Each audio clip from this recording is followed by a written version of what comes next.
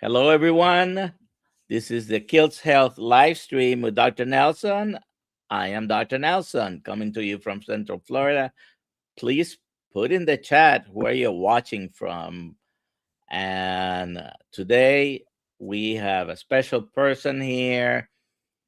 He's going to talk to us about anything we ask him. Please put in the questions, your questions for Careman about Healing Humanity, the documentary, the community they have, and anything you want. All right. Let me go live on Instagram because I have to do that separately. And how are you doing today, Kerry? I'm doing amazing. I'm grateful to be here with you, Dr. Nelson. Doing wonderful. All right. And thank you very, very much for being here. A lot of people don't know what goes behind setting things up to do live stream. And I had a literally last minute cancellation. So I texted you and you said, fine, yeah, sure, I'll be there. I will never say no to Dr. Nelson or Dr. Kiltz. All righty. So let's start with this one. When is the documentary coming out? Oh, we just ran out of time. No, here's the great news. We're done. We're literally 100% done. We filmed the documentary. We edited the documentary. We did a test screening here at Montello Theater and at a separate theater. We then got some feedback from the test screening. We edited that feedback, and we now have that edit. And we are literally, it should be less than a week before we make an announcement. We have plans and all of this, but we spent almost 3 years working on this, and before we finalize the paperwork and get everything, the attorney is reviewing the paperwork is where we're at right now. So I'm so close to just want to say, you guys can watch it here, and this is how it's all going to be, but it's very, very close. I think within a week we'll make a big announcement. It's going to be out in theaters all over the world, and then it's going to be available for people to watch at home. And there's also going to be an option for if people can't pay for it. And eventually we want to have it just on YouTube and free for the whole world, because that was the plan all along, was to make it as accessible as possible for everyone. But I literally last night, I just watched the final version because we made a couple adjustments after our test screening here at the theater. So I'm excited for everyone to see it. All right. If you have any questions for him, please put them in the chat. Now, it's likely, let's say, nothing is final until it's really final and done, but it's very likely you're going to use a distribution method like our friend Dave Feldman is using, and his company, to distribute the cholesterol code. And for those that came in late and don't see it in the chat, I am hosting the screening for the cholesterol code in Central Florida, and Dr. Ovadia is going to be hosting it in St. Petersburg. I'm going to put in the chat, and please go there and buy your tickets. In order to go with the process, there is a certain amount of time and a certain amount of tickets that need to be sold. Otherwise, it may be canceled. So I don't want to do that. So I just put the link in the chat. That's so cool. I was going to say, Dr. Nelson, there's also a showing happening in Schaumburg, Illinois, that's hosted by Jenny Middich of the Cholesterol Code. And Jen and myself and Adam are going to attend that one. When is that one? That one is, I can't pull up my thing right now. I think it's in April. I want to say like April 13th. But if anyone wants to go, the best thing is, because I'm probably screwing this up, just Google Schaumburg, Illinois cholesterol code showing, and you should be able to find it. It's on a similar link that Dr. Nelson just posted. It's on Gather's website. But yeah, our plan is to do a similar release that they're doing, which is a really cool way of doing it. So we'll be able to have Healing Humanity in theaters all over the world. And we've done so many meetups all over the country. Like every place we've done a meetup, I don't think we'll have much of an issue filling up a theater and having someone host it. So Dr. Nelson, this is good experience for you with the cholesterol code. And we're hopeful that maybe you'll host one for Healing Humanity shortly after. So, and we're planning with the Healing Humanity one, we're planning, and I say we because it's not myself only, and I haven't even told Alia, but we're going to do a little bit of a bigger thing, okay? For when your documentary comes out, and we'll have a showing maybe attached to some sort of meetup.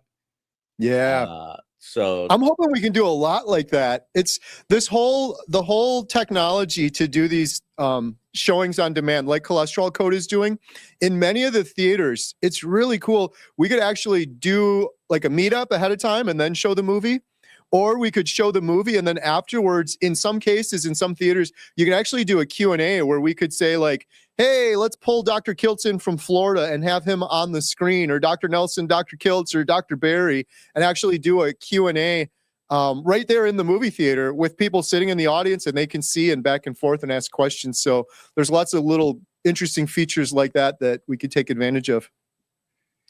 So I know that over the past 2.5 years, you've been asked a bunch of questions about the documentary, but take me a little bit through that moment. And we've been trying to pinpoint the date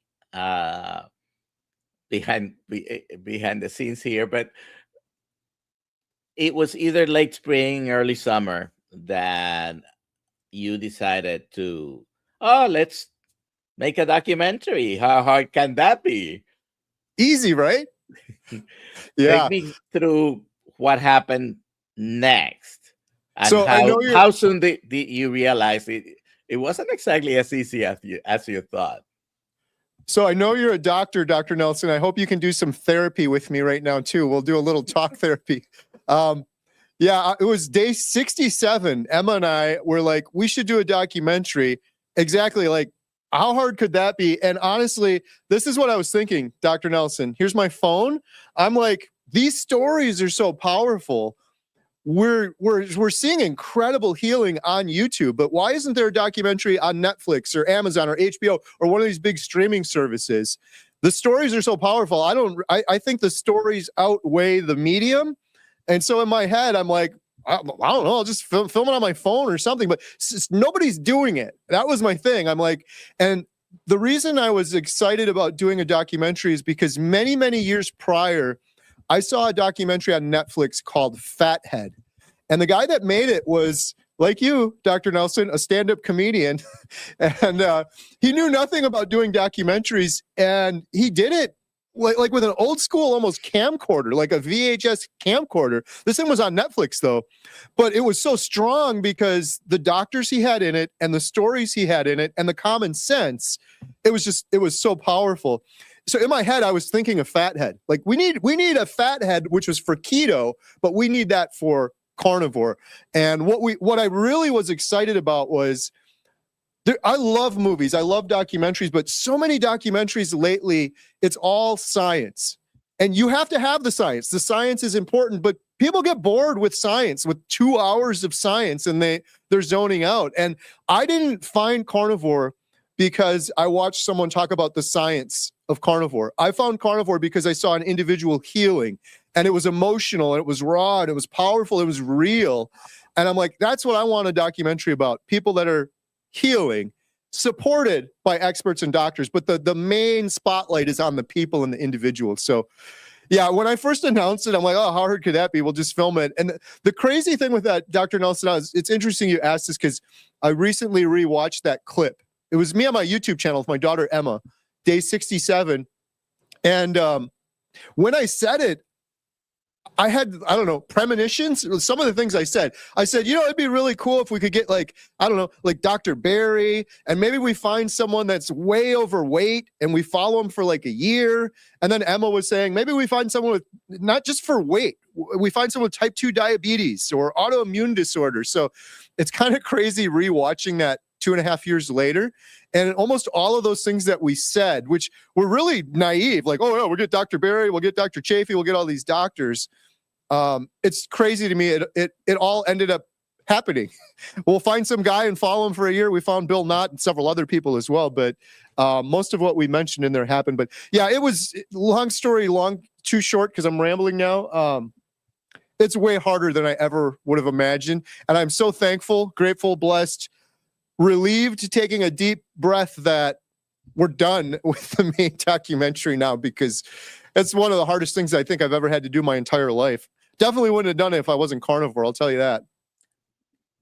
So this has been, I believe, it has been an education for you, right? Because you've interviewed a lot of people and you've learned from a lot of people so many different things. Yeah. What is the biggest thing that you think you found out from one of those experts? What is the biggest thing that you learned from them? Yeah, that's a great question. The biggest thing I learned is that when you're interviewing someone, it has nothing to do with the questions you ask or talking, and everything to do with just listening. And I've really found that to be true. Some of the best moments we have in the documentary aren't because I asked some brilliant question. It was more so because I just shut up and allowed that person to be comfortable and share their truth. There's really been something I learned along this process was there is a yearning for these individuals to tell their truth. And Adam said early on, this is something that was really powerful for me. He's like, Kerry, this is bigger than us. And that took a big relief off of me. And it's not just like something we say, it's literally true. It's bigger than us. Like, we set up the cameras, we do all of that. But ultimately, when you hear Bill Knott's story or Jeff DeProsperous or Lynn or any one of the 60 interviews that we did, it's the stories that are so powerful that really stand out. And the other thing I learned early on, we consulted with several people that have done documentaries in the past. I've done a lot of video stuff with YouTube, but documentaries are completely different. But one person I talked to early on, Chad, his name's Chad. Chad, if you're watching, he told me one piece of advice that saved me so much. And that advice was, if you're doing an interview and the person is getting emotional or they're really getting into their story, never, ever, ever interrupt them. And that is a huge mistake I would have made that frankly could have ruined several very important parts of the documentary, because Bill got really emotional. He was one of the first people we interviewed. And I just wanted to move the microphone, get up and go give him a hug and stop the whole thing. Because I'm like, he's crying. I'm just sitting here like a jerk staring at him while he's crying. Like, this is brutal. It's so hard to do. But in retrospect, Bill needed to do that. That was like therapeutic for him. Get this off his chest, like tell his story. And if I would have interrupted it, it would have stolen that from the audience. And I think it would have stolen it from Bill. But that happened several more times. This is like turned into a really quite emotional documentary. Several of the stories have just been really powerful that way, where it's the hardest thing in the world. Just sit there and stare at someone while they're kind of breaking down. But that was some advice I got early on that really, really helped. And I've seen some of the previews you've shown, different versions. Haven't had the chance to watch the whole thing. I will as soon as it comes out. But I think it's going to be powerful already. I think, and it's because you're not there trying to explain how, ketones go up and how you're documenting the stories. You're concentrating on the stories, and hopefully that impacts other people that can identify with that particular person that they're going to be watching at the moment. Yeah, absolutely. And just to your earlier question, that was one thing that's been so hard about this entire process. And advice someone gave me earlier on, and that advice is you can't please everyone. So we said from the beginning, and we stuck to it, this documentary is, the spotlight is on people, supported by science and experts. We got 9 incredible doctors and experts in the documentary. So there's science and there's experts in there, but the main focus is the stories. But there's going to be people that watch this and they're like, yeah, but what about fiber, or what's happening to the ketones in the body on carnivore versus keto? And there's no way you can answer all of those questions in a 2-hour documentary. That's been the hardest part for us, is finding the balance of the story's mainstay supported with some of the science. But I'm really happy with what it came out as, because we learned when we did the test screening, it's achieving what we wanted. But the goal isn't to have someone watch this and be like, all right, I'm going to go immediately start carnivore right now, and I'm going to fix my metabolic health right now. The goal is for them to ask more questions and do their own research. On my YouTube channel, that's been one thing that always scared me. From time to time, I'd get people that are like, that's it, I'm doing carnivore. I'm like, no, like I want you to, but do your research first. Like really dig in there, because carnivore isn't just about eating animal products. There's nuance to it, and you can really screw yourself up if you don't know what you're doing getting into it. So that's really the goal, is to inspire people to want to ask more questions and then do more research. And then later have the series where we can really dig into some of those topics more, like heart disease. We talk about heart disease in the documentary. We've got Dr. Ovadia in the documentary to support it. But you could do 8 hours on heart disease. You could talk forever about it. And so there's no way we can answer all of those questions. And there's other documentaries out there that focus on the science more, which is great. And some people prefer just the science, but yeah, ours is the individuals supported by the science. But that was one of the hardest things over the last couple months, is balancing that out. And it's like, we could answer more questions, and now we're going to be like 7 hours long, and no one's going to watch it if the runtime's too long. We do have a couple of questions already, but before I take any of those, one last question about you. You've decided to do this documentary, but what was the most impactful or significant change that you had personally? Ooh, great question, Dr. Nelson. Definitely the depression going away, my mental health improvements on carnivore. That was the main reason I wanted to do the documentary too, because when I started talking about this on YouTube and hearing from so many other people, I don't think there's anything more hopeless in the world than depression. I think that's kind of the definition of depression. It's not like a dramatic thing. You're literally without hope. And I tried everything and it didn't work. So when my mental health cleared up, that is what I was most excited about.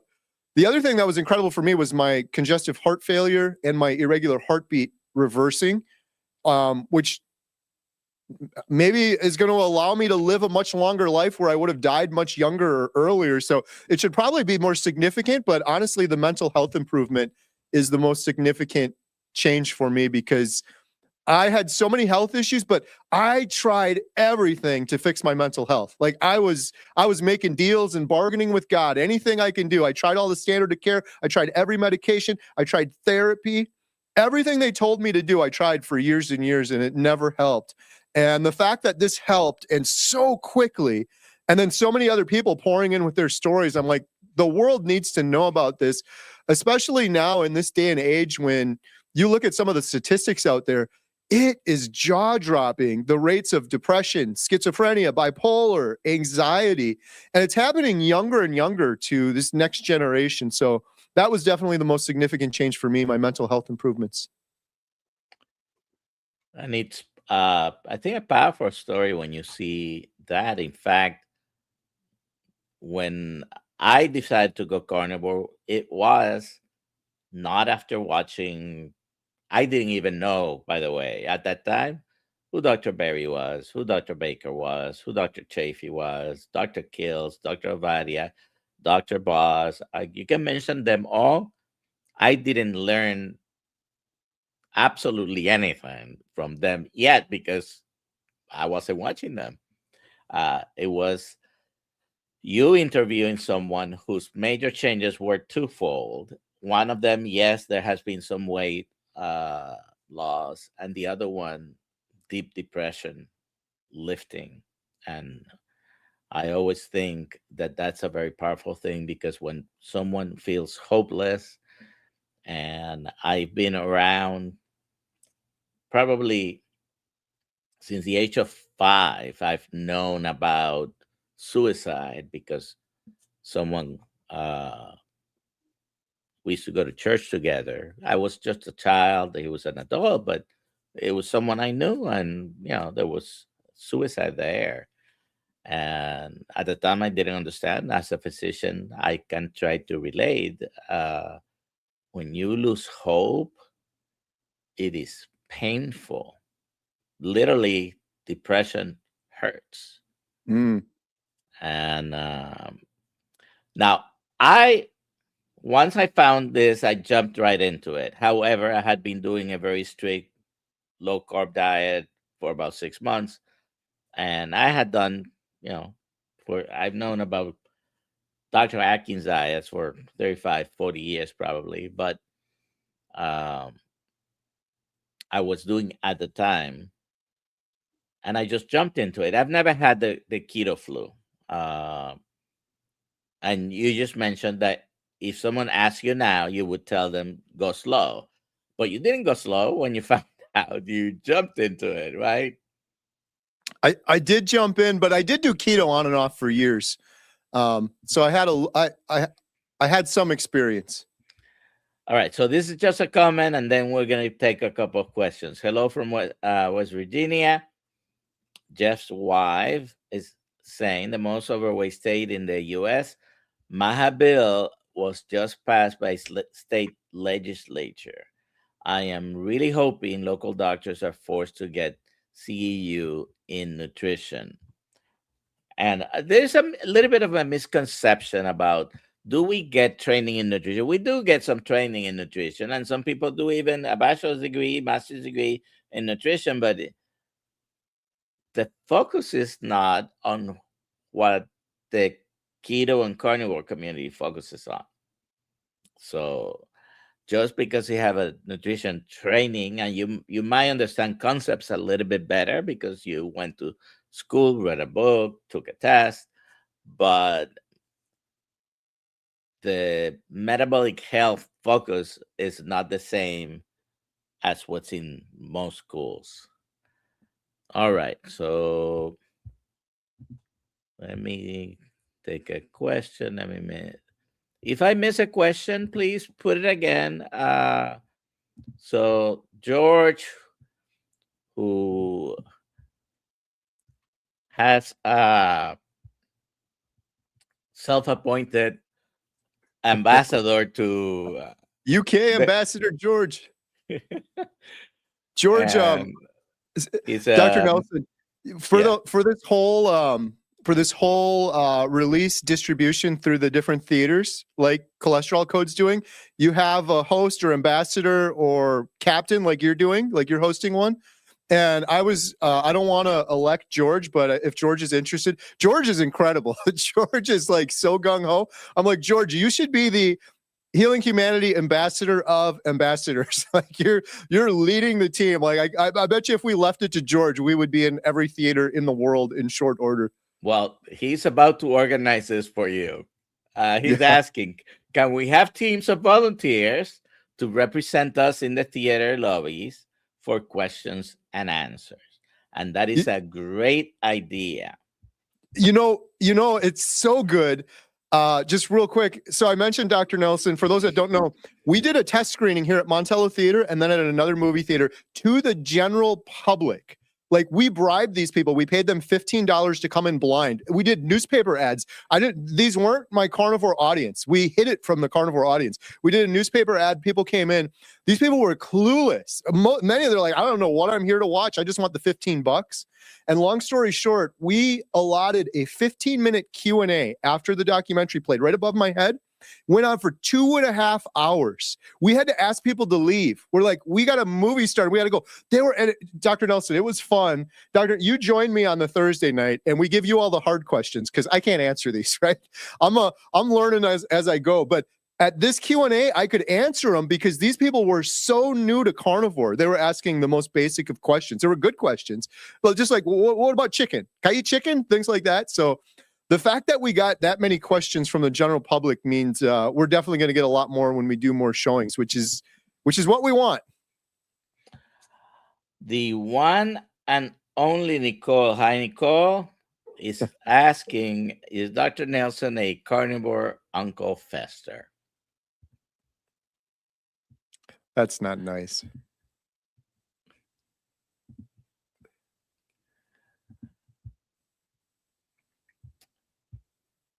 You mentioned before the stand-up comedian. I usually on our live streams, I try not to make too many jokes, but I joke around with other people, so I can take it. Keton Fuel Violin Girl. Keton Fuel Violin Girl. Will Healing Humanity be available on DVD? That's a great question. The goal from day one was to make it as accessible and far-reaching as possible.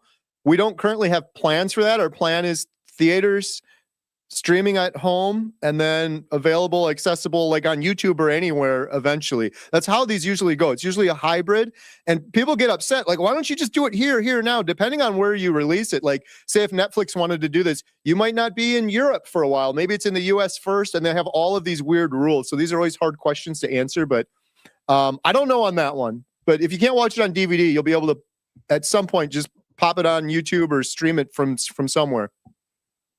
And I think DVD is already a technology on its way out, because most things that you want to watch, you can stream straight into your phone and your TV, all that. So, all right.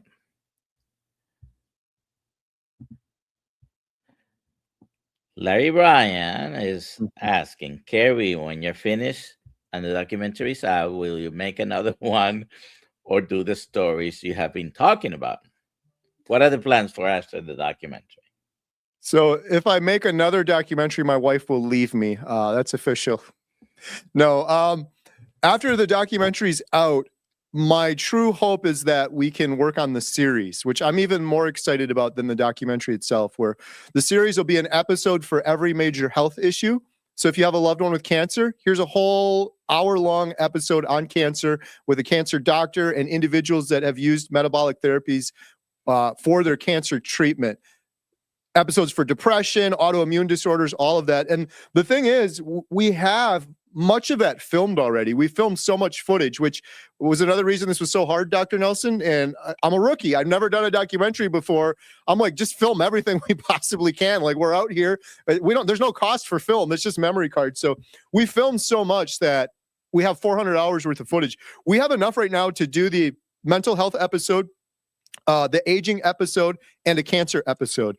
We just don't, it's so expensive to edit it together that we're focusing all of that budget on the main documentary and now marketing the main documentary and getting it out to the world before we invest any of the money that we have left for the series. So definitely the plan sounds like it's going to be some sort of shorter versions,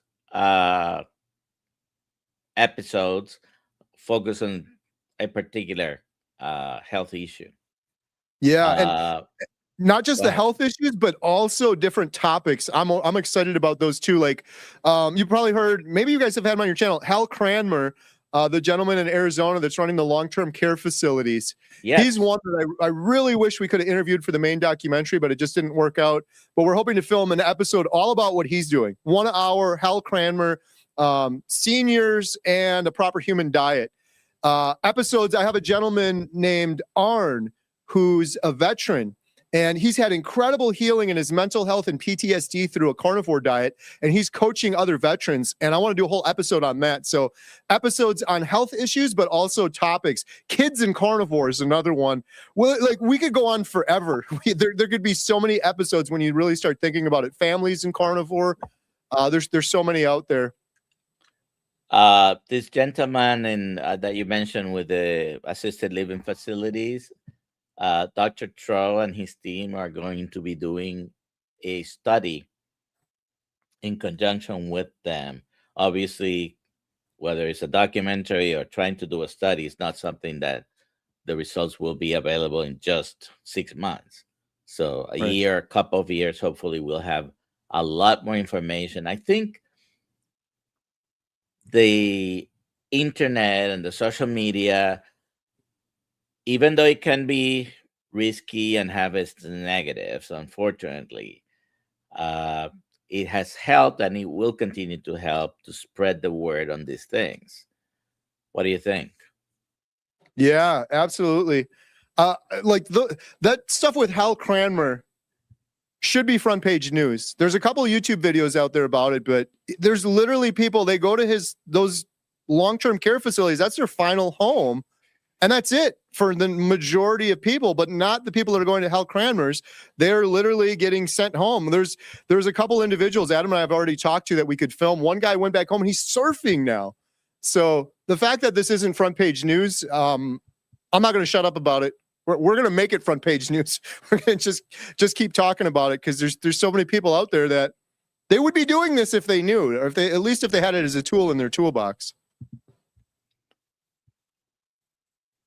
Are you a physician, Kerry?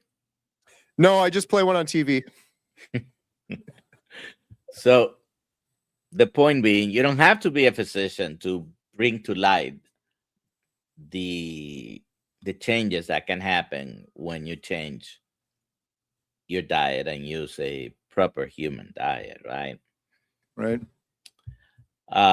Susan Hogg, carnivore and autoimmune diseases discuss. Thank you. You have already interviewed a lot of people, maybe not as many as Dave Mack, but a lot of people, right? Have you interviewed people who have put in remission lupus? Yeah. Rheumatoid arthritis? Oh, yeah. Multiple sclerosis? Yes. Several. And I can go down the list. I know the answer, of course, because you've interviewed many, we've interviewed many here. Autoimmune, and I'm doing some deep dives on those as well. Definitely improvement.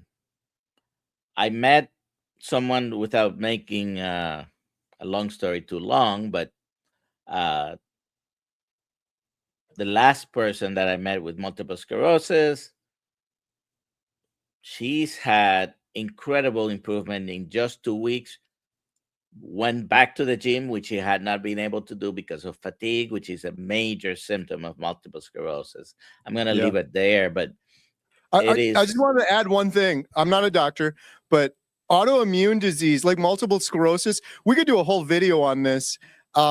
It's, again, I'm not a doctor, but the thought that autoimmune disease is the body attacking itself is just something I can't wrap my brain around, because I don't know any other instance where the immune system is attacking itself. Here's the thing with autoimmune, when people ask me, or multiple sclerosis in particular, the mainstream, like I think if I went to a mainstream doctor, they'd say, it doesn't matter that all of these people that Dave Mack interviewed, Diane Ladd, people I've interviewed, have found healing for multiple sclerosis on carnivore. It's anecdotal and there's no long-term studies. That, to me, Dr. Nelson, is crazy, because what we're suggesting is not some medication or some crazy thing. It's like, maybe you should just try eating a proper human diet. Try it for 30 days. We know with multiple sclerosis, it's the myelin sheath getting damaged. The myelin sheath is made out of fat and cholesterol, and it's also inflammation for multiple sclerosis. I don't know any better way of getting rid of inflammation and getting more fat in your diet than eating a carnivore diet. For me, it just blows my mind that there's people out there suffering with MS, lesions on their brain, mobility issues, and many of them, because of their doctors, they'll say, I can't try carnivore. That's just anecdotal. There's no science, but it's like, we're just suggesting eat a proper human diet. It's an elimination diet. See what happens. I know if I was diagnosed with MS, I would want to try everything I possibly could. And if there was something that was just natural I could try, maybe just give it 30 days and see 60 days. I would want to do that. This is the way humanity has eaten for most, if not all, of existence. I'm not going to even mention a particular number of years because, if you believe in evolution versus creation, you might have different perspective on how long we've been here. But regardless, all its existence, this is the normal diet. Yes, we have added plants, but we always ate heavy meat. So being a vegan, which is a term only from the past 50 years or less, didn't exist before. And even though there is some historical evidence, there were people who didn't eat animals, vegetarians, they still had eggs and dairy and other sources of some of the vitamins that they need that it doesn't exist in plants. Regarding autoimmune, without getting into a class here, autoimmune issues, it is a little bit of a misnomer. Yes, the body is attacking some tissues of our own body, but it's because antigens that came into your body, and 99%, 99.99999% of those antigens were from plants, not from eating red meat, by the way. Right. Plants. They snuck in, your body's trying to get rid of them, and they look so much like some of the tissues in our body that our body then starts attacking those. But it's not that it's intentionally trying to attack our own body. It's just what's called molecular or cellular mimicry. All righty. Just a comment on this DJ Magic Man. It'd be a great idea to interview some of Hal's tenants that have healed and what they're doing with their newfound life. Yeah, that's the plan. And like I said, Adam's already lined up a couple, but there's one gentleman in particular. He's literally surfing. I'm like, wouldn't that be so cool to show the before in the home, and now he's out there surfing on the beach and get some footage of that and share his words and his story. So that's the goal. That's the long-term goal. Do you have a clear plan on how these follow-up episodes or stories are gonna come out? Yes and no. We have it all outlined. Like, I literally have an outline for every major health issue and who will be in it and where we have some holes that we have to fill in and do some more interviews. The big unknown is honestly just the budget and the money. That's been the other hardest part about all of this. People have no idea how expensive it is. And I'm the cheapest person in the world. Like, everything that Adam and I have done has been incredibly diligent and frugal. Like, we filmed Dr. Barry with me and Adam. Other documentaries, like the animal documentary, for example, I heard they had like 30 people doing an interview. There's a sound guy, there's an electrician, there's the grip, there's a guy with the headphones on, and it's like me and Adam. So that's been the biggest part, is the budget. So that's the biggest barrier. If we had unlimited budget, we'd be done with several episodes of the series right now. It's just a matter of editing them together. And our editor, John, is focused on the documentary. Well, he's just about done with it now, but the budget to give to John isn't there at this point, because now that the documentary is done, we have a little bit of budget left in the bank, and we either put it towards the series, we'll have nothing for the marketing of the movie. That's the most expensive part with any documentary or any movie, is marketing it. We haven't even hit the expensive part yet. That's the worst part of it. Like, you could have the greatest film in the world. We could have had Martin Scorsese direct Healing Humanity. Could be the greatest thing ever created. Maybe it would go on to win many Oscars if Martin Scorsese directed it, but no one will watch it if you have no marketing for it, if you don't get the word out for it. And so that's our challenge right now, is allocating our budget to marketing the main documentary. Hopefully the main documentary is a success and people are interested in learning more and following up and doing more, and then we can move into the series afterwards. At Faith Focused Food Freedom, this is Karen from Lakeland, Florida. She's asking, how were you first introduced to carnivore? what was your initial reaction to hearing about it? Yeah, I was first introduced to carnivore through my hero, Dante Ferrigno, who was sharing his individual story. Just real quick, my wife and I were watching YouTube. I saw this video of this huge guy. He reminded me of myself, depression, IBS, arthritis. He had many of the same health issues I had. And he said, I'm going to eat this meat-only diet and see what happens. And I'm like, this guy's insane. This is crazy. But in my head, because I knew about keto through that documentary I mentioned earlier, I'm like, this will work. He's just talking about a strict keto diet, but it's insane. You can't eat meat. You're going to get bored. It's going to be expensive. I'll clog my arteries. I have heart disease.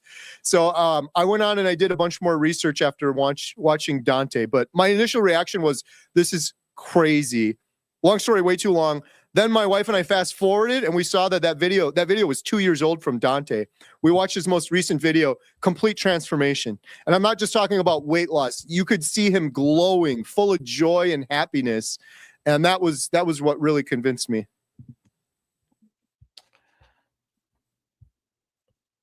This is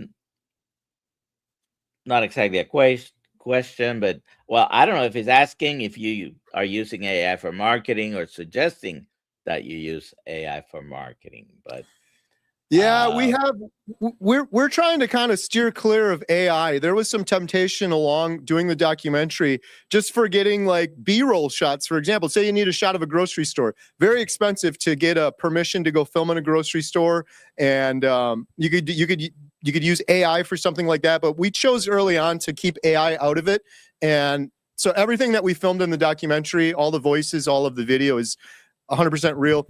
I don't know about using it for marketing. We have tinkered with it a little bit for like promotion stuff, language, like how to phrase stuff.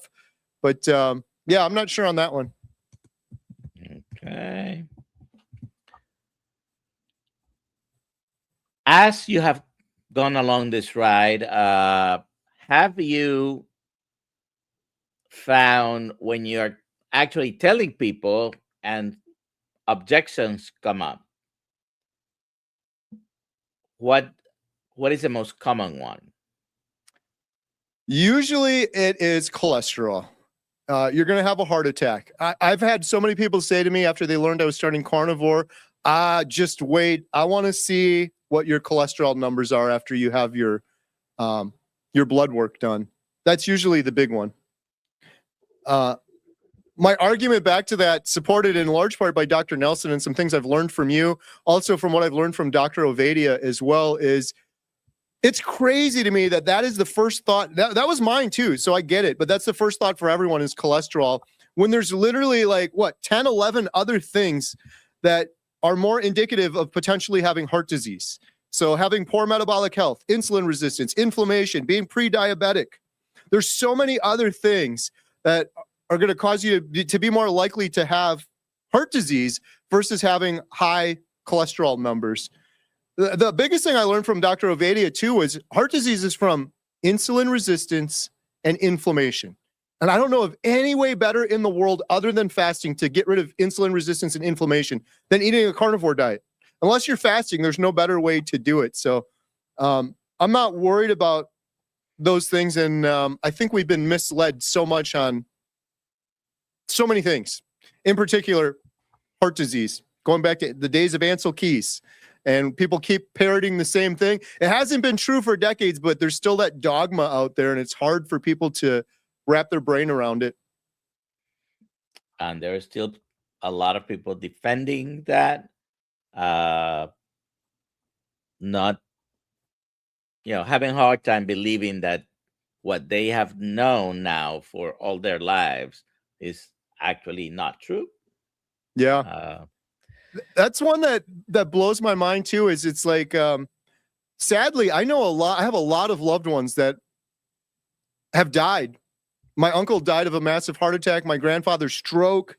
None of them were eating a carnivore diet. They were eating the standard American diet. And when I look back at their lives, they both had an incredible amount of inflammation, and I'm sure insulin resistance. They were eating standard American diet. They were overweight. They definitely weren't eating a carnivore diet. Interesting too, like we interviewed so many people for the documentary. One person we interviewed, one of my favorites, she's just amazing, G Brown, Hanging with the Browns, G and Frederick. And G said to me in the documentary, she said, Kerry, people keep telling me I'm going to die of a heart attack. And I tell them, give me a contract that says I will get 10 more years on carnivore and then I'm going to die on year 10. Or you can go back to the standard American diet. She's like, I will sign that contract. I won't even blink an eye. I'm not even going to think about it for a second. I feel so much better eating a proper human diet. I don't want to go back to what I was doing before. So I thought that was an interesting perspective on it as well. Because I'm like, yeah, I'm pretty much the same way. But for me, every one of my measurements for my heart has drastically improved. I guess if you look at only the LDL cholesterol, then some people would argue it didn't. But my CAC score is 0. My advanced lipid panel showed the good particles instead of the bad particles. And my congestive heart failure reversed. Like my heart echo, I had 50 measurements on my heart echo before carnivore, 50 measurements after. Nearly every single one of them improved. The stroke volume of my heart, the thickness of the wall of my heart, the size of my heart, all of those metrics improved on carnivore. So I know I'm just an anecdote, but yeah, we've been so misled. The biggest thing that makes me mad about all of that, Dr. Nelson, I think I've talked to you about this before, but I was on statins for I think almost 15 years, and who knows if the side effects I had were from the statins or the other 10 or 15 medications I was on. But I had muscle aches, I had brain fog, I had memory issues, which are a lot of the reported side effects of statins. But I could have had a CAC scan for $50 done. And if I would have had that 15 years ago, I would have been like, I'm not going to take the statin right now. Maybe I'll get another CAC scan in a couple of years and see how I'm doing. But my doctors never, you're one of the doctors, Dr. Ovedi is one of the doctors, talks about CAC scans, talk about advanced lipid panels, talk about insulin resistance and inflammation. But none of my doctors ever talked about that. My doctors only said, here's a statin for you. Here's some medication. Here's some flecainide. Here's some metoprolol. Here's some more medication for your heart you can go on. All righty. Questions, please put them in the chat. If I have missed any questions, please do it again. Oh, I have our friend Dr. Ana Rosa watching. Hello, Ana. Dr. Ana. And she's on Instagram, so I can't show the comment, but let's do an imaging episode she's suggesting for the follow-up. Yeah. Episodes. Oh, that's great. There's so many we could do. I was thinking about, I had Dr. Sean O'Mara on my channel, and he talks about visceral fat and getting imaging of your visceral fat, things like that. There's so many. Kids and carnivore is a big one that I really want to jump into, because so many people we interviewed in the documentary, well, not so many, but several of them had children that are eating a proper human diet and just absolutely thriving. And that makes me happy, because when I found healing, I'm like, I'm good. I'm a grown man. Like, I could just move on. But then I look at my kids and the next generation coming up, and they're eating a lot worse than I was. You know, it's like, where are they going to be when they get to the point that I was my sickest? I don't know if they keep on this path that they're on. Oh, right. What do you think about the changes that we've been experiencing here in the United States in the food guidelines? Yeah. I think what we're seeing in the United States is incredible on one hand, but it's only going to do so much, because I believe that it's up to the individual to want to change. We can change the guidelines and the recommendations in the food pyramid. I think it's amazing and incredible for awareness, because there's some people that just don't know. They're like, they've been told you got to eat low fat and you got to count your calories, and that's the only way you can lose weight, and you got to go off of this food pyramid. So I think it's great for awareness, but ultimately it's up to the individual to decide.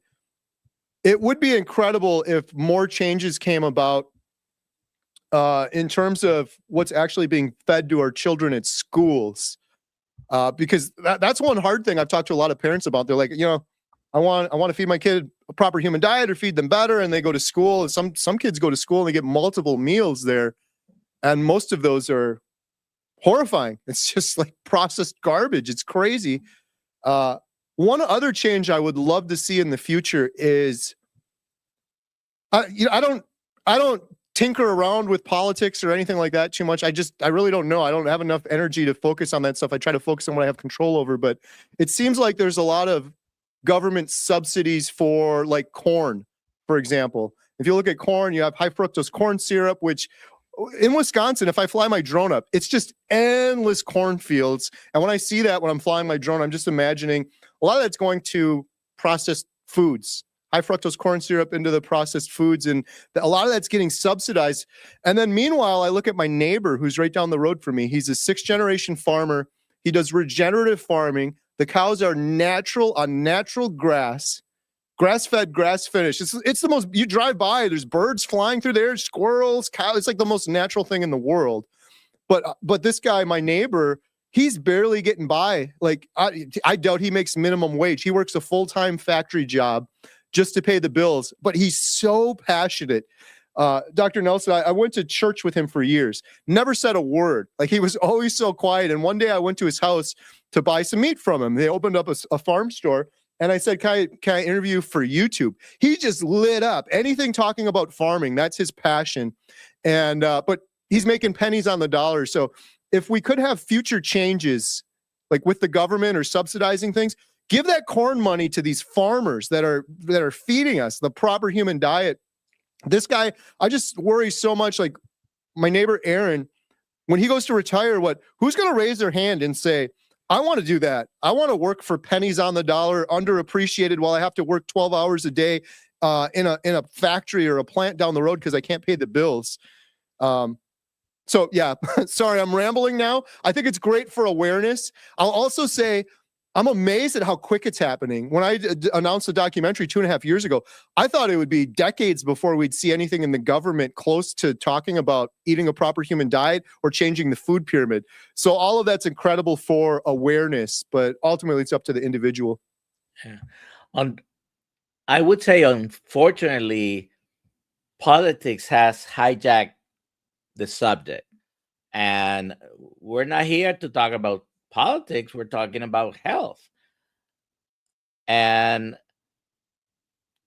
if you remember the 70s, or at least go back and study this, the early 70s, mid 70s, farmers were starving, having problems with growing their crops, and the government started subsidizing.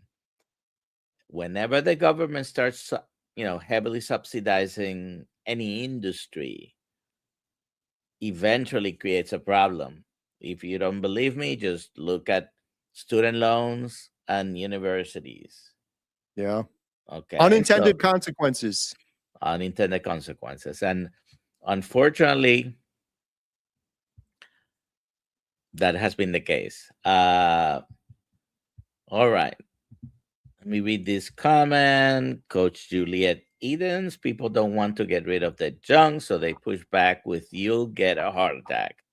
It's just a defense mechanism for them, even if they see us losing weight, looking healthy, and off meds. Yeah. And by the way, Dr. Anna Gratitude came into the YouTube. She just made a comment here, and I can't find it right now, but she studied with Sotomayor, by the way. That was part of the comment. All right, so let's take some more questions.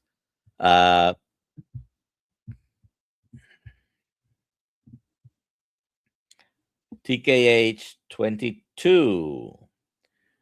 Did you start carnivore immediately after watching the video, or did it take you a few weeks to work your way to carnivore?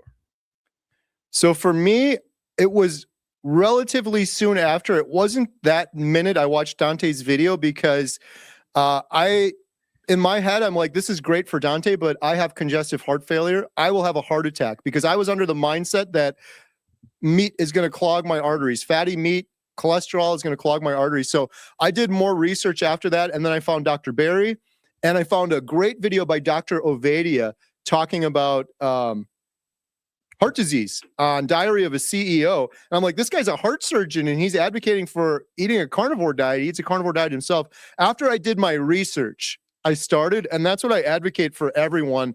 Don't just jump right into carnivore. There's some nuance to it for sure. And a lot of people I see that jump right in ultimately end up failing because they're eating lean chicken, or they're not getting enough electrolytes, or they're missing sort of some of the framework around it. Rick is asking, Charter Mopar, will Kerry take the heart attack burger challenge? I accept. I need more info. I apologize. So I just did a video, Dr. Nelson. I did KFC chicken at home, and I used Rick's heart attack chicken recipe. And I credited Rick in the video, and I linked to him, and I shouted him out because he's been talking about the heart attack chicken forever. And it was incredible. I rarely do chicken on carnivore, and I think I'm going to be doing it more regularly now. I've had issues with chicken in the past, but what is the deal with the heart attack burger? Are we deep frying it in tallow? It's basically the same as the chickens, but doing a burger. Just drop it in some patty tallow on beef tallow. I believe so. Yes. Rick, I accept. I'll do 2 of them. Have you? I did a deep fried. I did a deep fried chuck roast once. I sous vide it, and then I deep fried it in beef tallow. But I haven't done a burger yet. I have a sous vide. I haven't used it. It's amazing, Dr. Nelson, but it's one of those things. It's like, man, carnivore is so easy, and now I got to spend hours sous videing and searing, but it is really good. Susan Hogg says, Dr. Nick Norwitz has some great videos on nuances with metabolism regarding keto and carnivore diets. Yeah, he's got very a great good. He does a lot of good content. All right. Next question here. We did that.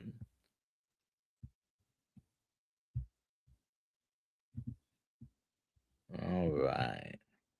Uncle Charlie asks, some people say sugar does not feed all kinds of tumors. Is that true or false? The sugar feed all tumors. What have you learned? What have I learned? Well, there's different types of cancers and they behave differently. I don't get into the nuance of all of that. When I ever get a cancer question, I always suggest go check out Professor Thomas Seyfried. You can actually email him, tell him the type of cancer you have. He'll send you a packet of information. But if it were me, if I had a tumor, any type of tumor, I would still be doing a carnivore diet. And it's not because I'm doing a documentary and I'm biased. It's because I believe I believe cancer, from what I've learned, feeds on glucose and glutamine. And so I'd want to eliminate those things. There's some weird cancers, I guess, that maybe behave a little bit differently. But I think I've learned from Professor Seyfried that chronic inflammation can damage your mitochondria and lead to cancer. And so getting rid of sugar for that reason, getting rid of the inflammation, getting rid of seed oils, anything that's inflammatory in my diet, the best way to do that, in my opinion, would be eating a carnivore diet. And then the last thing I'd say is I get questions sometimes like, would carnivore help with X? And then it's some random disease. And my answer is always yes. And it's because I overhype carnivore, but it's also because, like, if you're doing carnivore and you fix your gut microbiome, you now have more energy, your sleep improves, your immune system's stronger, your insulin resistance is gone, your inflammation goes away, you heal your fatty liver, you are setting yourself up for healing regardless of what the disease, issue, or ailment is. Other than fasting, I don't think there's anything better you could be doing to set yourself up for healing, regardless of what the issue is. So, well, Dr. Kiltz talk about faith, fat, and fasting. We're about to end here, but in case you're here and you don't know who this man is or what his channel is, Homestead How, he started the channel doing homestead videos. It has now turned into a whole enterprise regarding the documentary and carnivore. So go and check it out. For those of you who are members of the Kiltz Mighty Tribe community, at 1.5 hours, 5:30 will be in our Zoom call, okay? So thank you, Kerry, for Thank being you. here. Yeah, I just want to say real quick, huge thank you, Dr. Nelson and Dr. Kiltz. You both have been incredible supporters of Healing Humanity. You've come to all of our meetups, and I really appreciate it. So thank you so much for having me. All right.